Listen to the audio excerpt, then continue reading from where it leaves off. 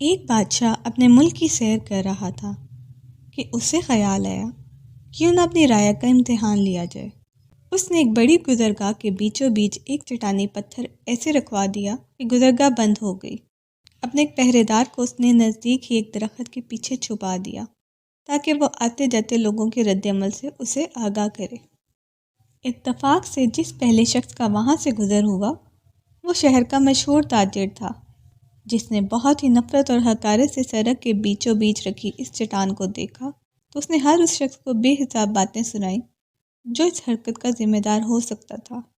اس نے چیختے ہوئے کہا کہ وہ ابھی جا کر اعلیٰ حکام سے اس حرکت کی شکایت کرے گا اور جو کوئی بھی اس حرکت کا ذمہ دار ہوگا اسے سزا دلوائے گا۔ اس کے بعد وہاں سے تعمیراتی کام کرنے والے ایک ٹھیکیدار کا گزر ہوا۔ اس کا رد عمل بھی اس سے پہلے گزرنے والے تاجر سے بالکل مختلف تو نہیں تھا، مگر اس کی باتوں میں ویسی شدت نہیں تھی۔ وہ بھی چٹان کو بغیر اٹھائے وہاں سے چلا گیا۔ اس چٹان کو سڑک پر رکھے 2 دن گزر گئے تھے کہ وہاں سے ایک غریب کسان کا گزر ہوا۔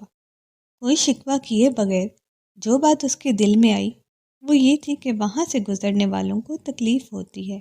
اپنے ہمدردانہ احساس کی وجہ سے وہ چاہتا تھا کہ کسی طرح یہ پتھر وہاں سے ہٹا دیا جائے۔